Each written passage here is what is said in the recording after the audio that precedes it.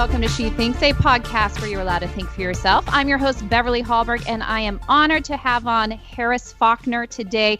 She's joining us to discuss her impressive career, as well as give us some tips on how she worked her way to the top. But we're also going to delve into the news, especially when it comes to going back to school, some hot news topics, and she's here to break it all down. Before we bring her on, a little bit more about Harris. Harris Faulkner is a multiple Emmy award-winning newscaster, anchor, and trailblazer in her field. She currently helms 2 daily daytime programs. You've probably seen them: Outnumbered Overtime with Harris Faulkner, and she serves as the co-host of Outnumbered. Harris has received 6 Emmy Awards for her successful work in broadcast. She is the author of 9 Rules of Engagement, a Military Brat's Guide to Life and Success.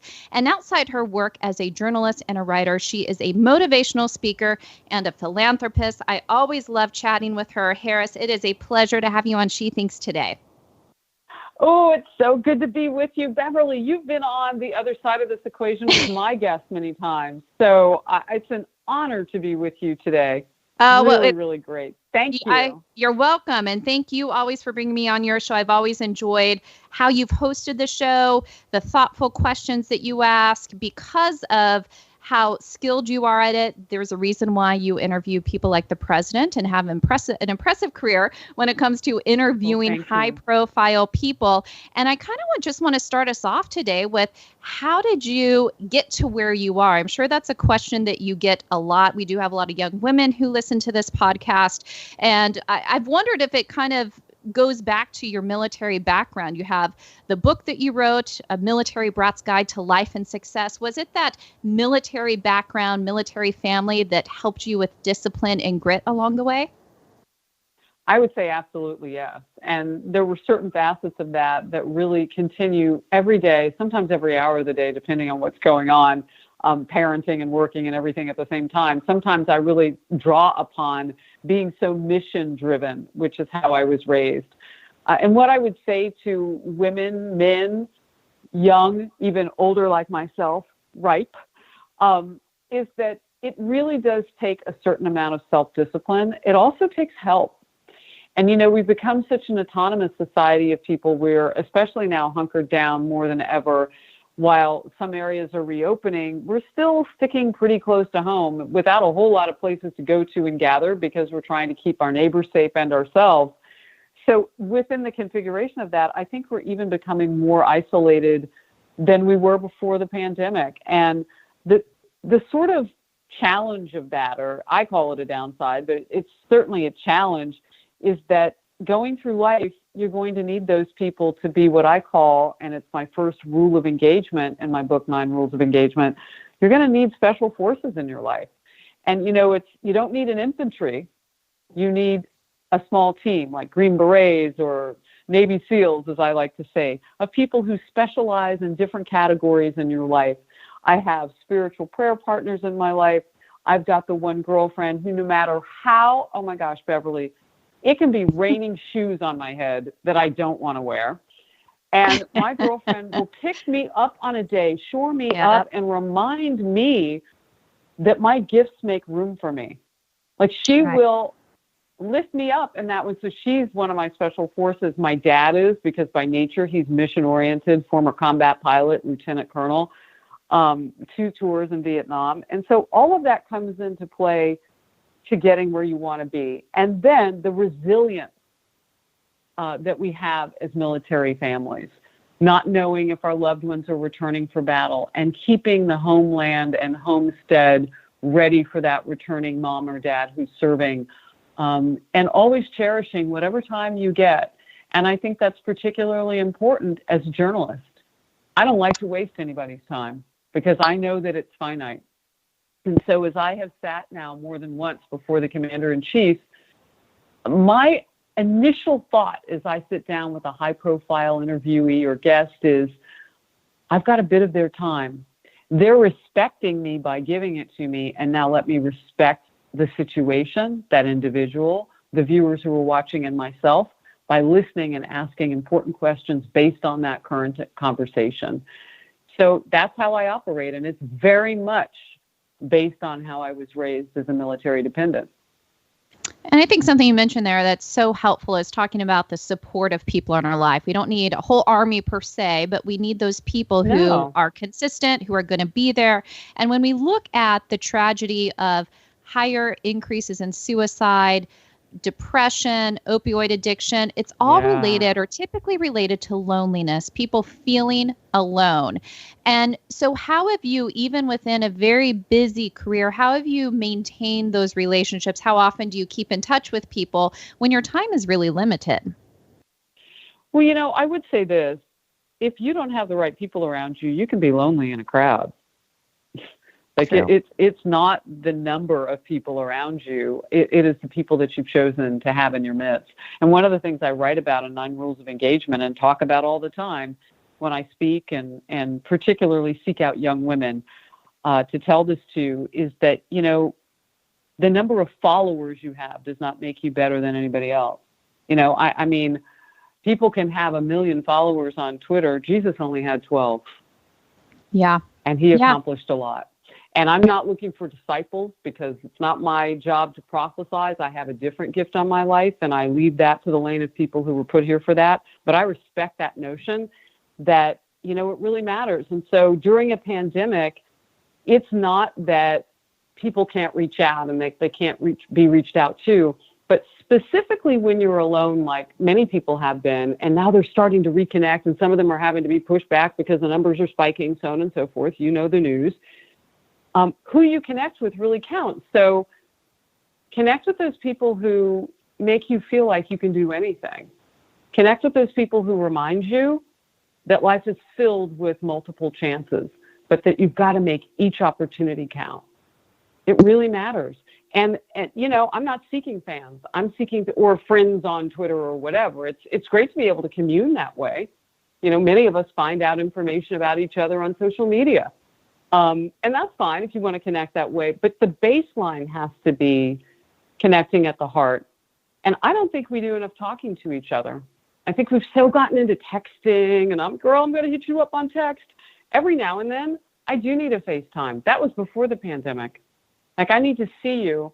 And as much as we can, eyeball each other. I still prefer a socially distanced coffee. I reached out to a girlfriend recently for that. I'm like, you bring yours, I'll bring mine. I'll sit by the left tree. You sit by the right tree. But girl, I need to see you. Yeah. Right? And I'll put on extra perfume so you can smell me. Yeah. I'm really there. And I think with the pandemic, there have been silver linings. I know I've spent a lot more time with my family than I ever had before. I'm assuming it's similar for you. You're not traveling as much as you were before. And so it does provide this opportunity for people to communicate, to connect. And I think get to this other part, which is encourage people during these really hard times. And so even though we see you and you're like, you're hosting these 2 shows, she's got it made, everything's great. Everybody goes through hard times in their life. How have you kind of continued to persevere, pick yourself up when you got knocked down? What tips do you give for people on perseverance, especially during a pandemic when so many people feel like there's not an end in sight? I don't proselytize, as I mentioned, but I lean heavily on my faith. And I do believe that when I pray, because I have gotten a little bit older, Beverly, that the prayer skill that I've picked up in recent years is listening. My mother used to tell me, you spend a lot of time telling God what to do. When are you ever going to hear back? And when I lost her 3 years ago, it wasn't just me, it was my whole family. But I was so close to her that when we lived in Germany, my dad was stationed in Stuttgart, Germany. I was actually in her arms on her passport picture. I was the firstborn, and she took me everywhere. And so we had a special connection. And the only way that I can reach her now is through prayer. And I do that. And I challenge anybody to, in their lives, find a spot every day in their house, in their apartment, in their yard, wherever it is, that you connect with, and just sit quietly and listen. Listen, take it all in. I'm not saying that everybody has to be religious or find a lane that is specific to any of that. But I don't know how we can be kind to each other if we aren't allowing ourselves to be loved in a divine way. I don't know how we can create goodness around us if we don't feel like we deserve to be part of the goodness that's there. And in order to absorb that, you got to soak it in quietly. And I find, like you said, I loved what you said, Beverly. I wrote it down, the silver linings in this time. They're all around us, but we have to choose them. And then we have to shed them. Shed them like you shed your gray. You shed the love of those silver linings. And I like what you talked about. I'm a Christian as well. And so my faith has definitely helped me during this time because, you know, there's a bigger picture. There's purpose. But I think regardless of someone's faith, people need that purpose in their life, the purpose of they're important to others. They have something to give back. And I think people have been able to maybe grab a little bit more of that because they realize how much their close relationships are meaningful to other people. So I completely agree with you on the importance of listening and figuring out purpose in one's life. I want to turn our conversation a little bit to the news because one of the things I think as people are going through in this pandemic, they're really struggling with are parents out there who still don't know what's going to happen when it comes to their child's education. Is school happening? So it's been a big topic of conversation this week, especially since the president has been encouraging schools to open again. You have people pushing back saying that means the president wants to kill people if he wants students to go back to school. But of course, these days, that's the narrative or that's the questioning or the comment a lot on any decision that's made, very over the top. But this is a heated topic. You're a mother. What has been your own perspective? What do you think about the balance that certain states, cities need to have? Also taking into account that every area is a bit different. Not everybody has the same COVID numbers, the same density, and therefore the same concerns. Yeah, those are all very good points. And having recently traveled to Dallas, Texas, as it was becoming the state of Texas a hot spot to interview the president, I was very much made clear that, you know, in his space, there were certain protocols you had to take, but I'm masked up anyway. And I got some cute little face gear. And all of it is at least 3 layers thick. And that was the first time I had traveled in a very long time. And so, you know, everything is kind of in the forefront. When I came home, it was an excellent time to talk with my children because my 13-year-old, I have 2 daughters. One is 13, one's 11. And my older daughter, Bella, says to me, "So, Mom, what was it like to be around people for the first time in so long? We've been in lockdown in New Jersey." And I said, "Well, it reminds me that every place is so different. I mean, Texas is wide open. There's spaces in Texas you can go and watch your dog run away from home. And, you know, it's flat and beautiful in certain areas and hot and hilly in others. And my dad lives in Dallas. I have 11 cousins in the Dallas metro. I unfortunately didn't get to visit with anybody on that very quick 18-hour trip. But it was a good eye-opener for me. So as we have seen states, I think there are 36 states as of this current week that are seeing some sort of increase in either percentages of cases or positivity rates and or both. And so as we look at that, we also then would have states that don't have that. And we would have areas within those states that don't have that. And I look at my children and I said to them, you know, I wonder what it will be like to go back to school this fall because I kind of got hope. There are places that are dealing with this differently than New Jersey. Because even with a spike, that's not the same as having, you know, I mean, it was on the East Coast, Beverly, it was crazy at one point. Right. There were more people dying in the state of New York and particularly New York City than there were in the cases that are spiking in some counties around the country. I mean, it was unbelievable. But it was different because of the 8 million people that live in one area, those 5 boroughs. So I said to my daughters, we're going to find a way to do this. And this was a couple weeks ago. And then most recently to hear the president talking about reopening schools, it's interesting because it's got the schools in the different areas now talking about how they would do it. And surveys are going out in New Jersey. And my husband and I filled out a survey the other day and we're like, oh, look at all these different, would you want a hybrid? You know, what can you do to suggest distancing? You've been to the school. Here's a schematic of the school. I mean, they wanted input from people. And then they're going to look at all these surveys, and they quickly got back to us. So these educators are working on this now. The one thing in the interviews that I did in the last week, I asked, well, what did you think about how it was put out there? The president saying that he might cut funding, so on and so forth. And people say, well, can he really do that? I look at the law. There's some certain grants and things that he can cut. But then Vice President Pence said, he just wanted to make the point that he's serious about this. And he does tend to talk in superlatives like that.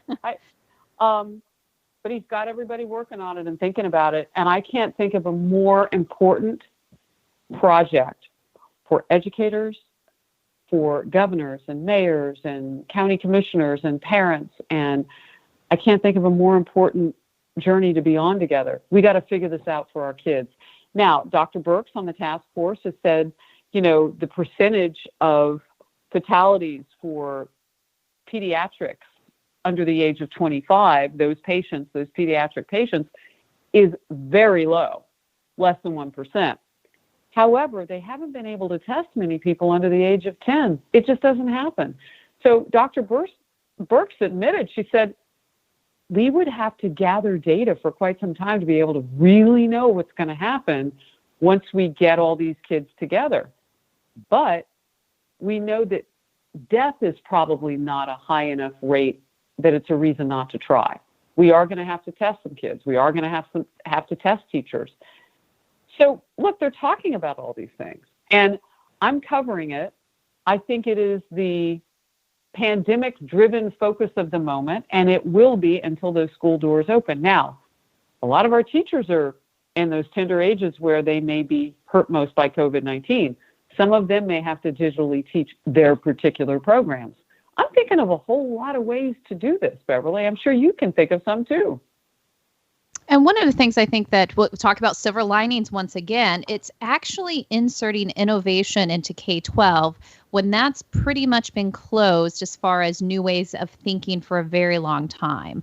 I also have wondered with children being at home learning, if it's also putting the focus back on parents needing to be involved. So even you getting a survey, they wanted to know what you as a parent. I think sometimes the school takes over the role of trying to be parent.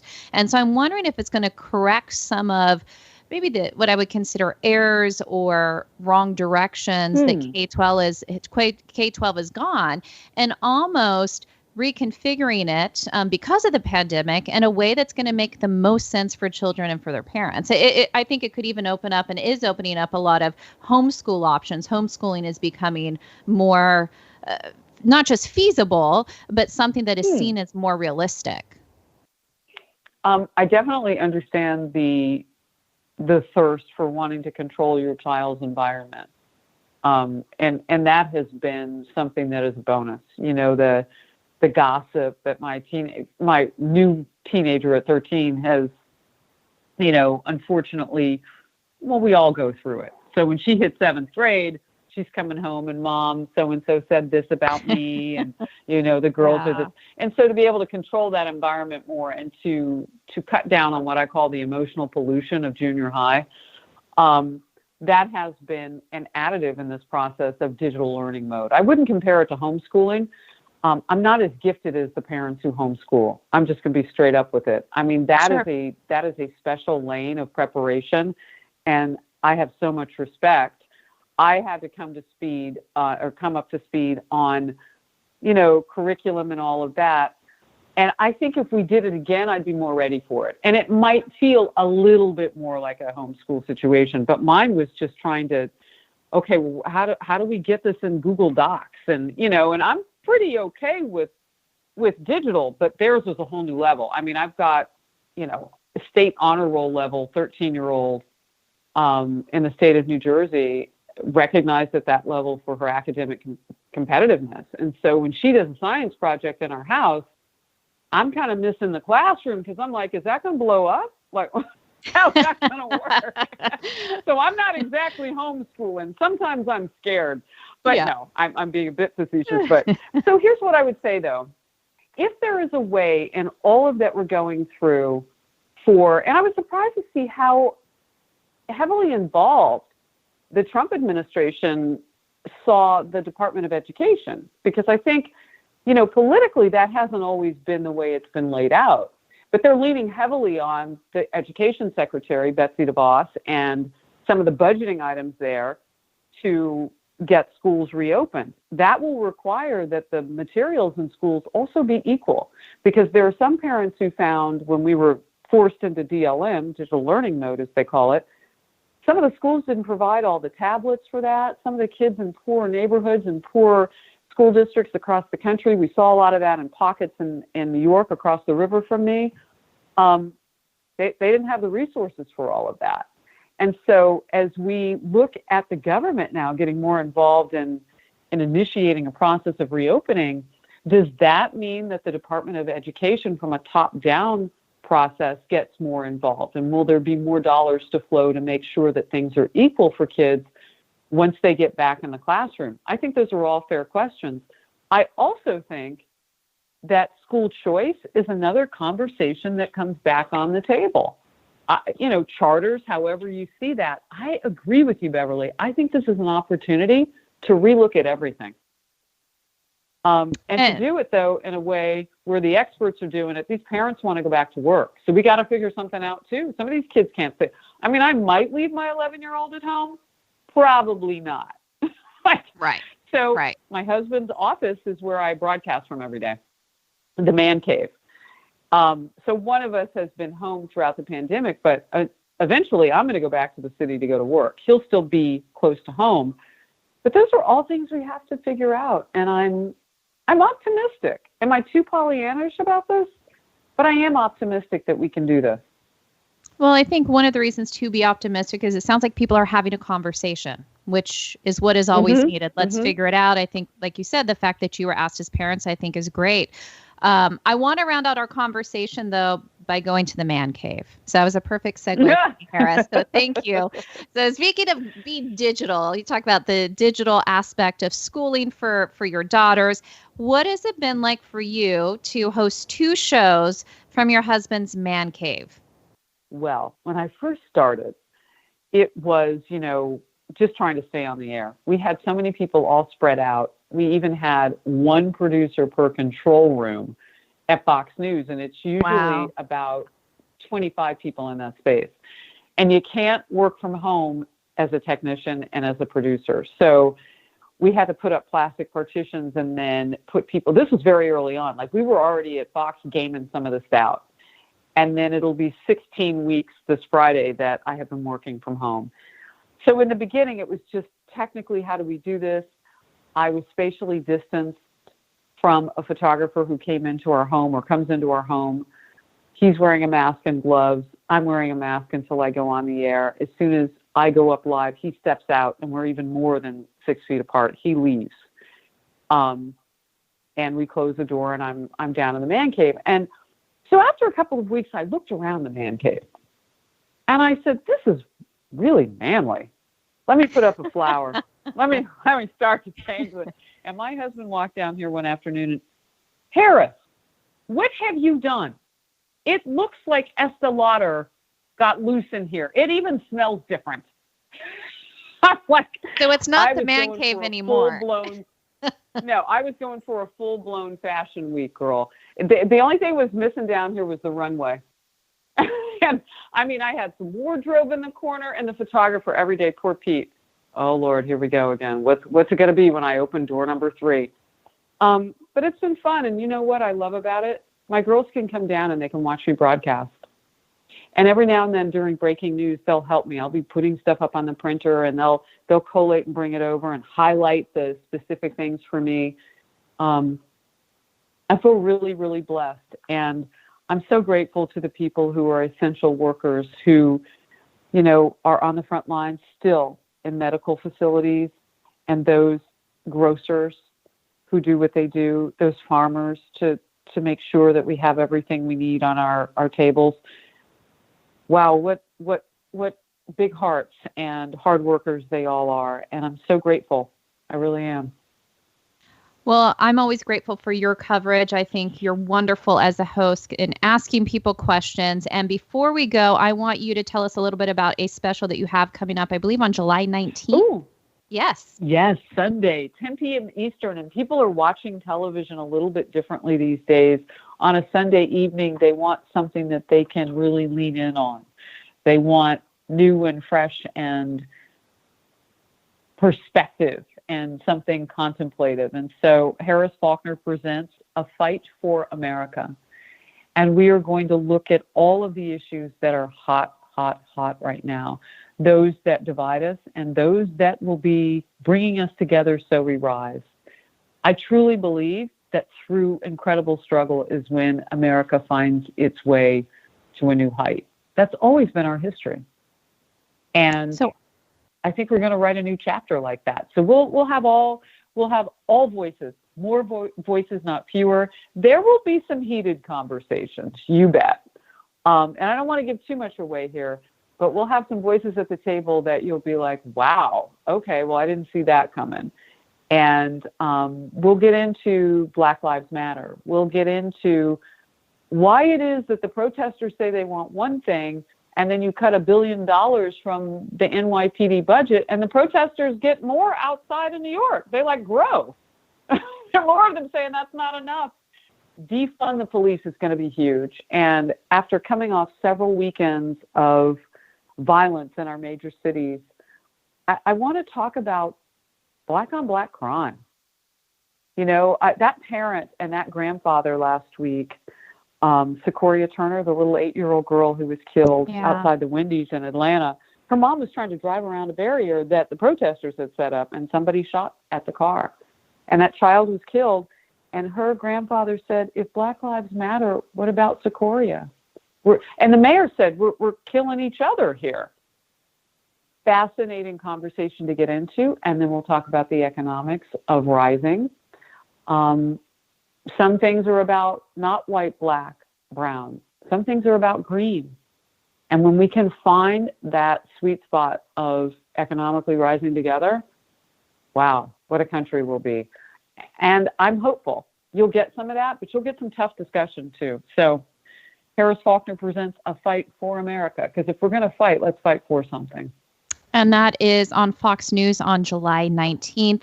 Thank you so much for giving, not just sharing your story and what you've gone through to get to where you are, but also your perspective on education and what a day in the life of Harris Faulkner is like these days during the time of the pandemic, and rounding it out with a little hope. I think we could all use that now. So Harris, thank you so much for joining us. Beverly, thank you. Bless you. You rock. And thank you for joining. Before you go, Independent Women's Forum does want you to know that we rely on the generosity of supporters like you. An investment in IWF fuels our efforts to enhance freedom, opportunity, and well-being for all Americans. Please consider making a small donation to IWF by visiting iwf.org/donate. That is iwf.org/donate. Last, if you enjoyed this episode of She Thinks, do leave us a rating or review on iTunes. It does help. And we'd love it if you shared this episode so you can let your friends know where they can find more She Thinks episodes. From all of us here at Independent Women's Forum, thanks for listening.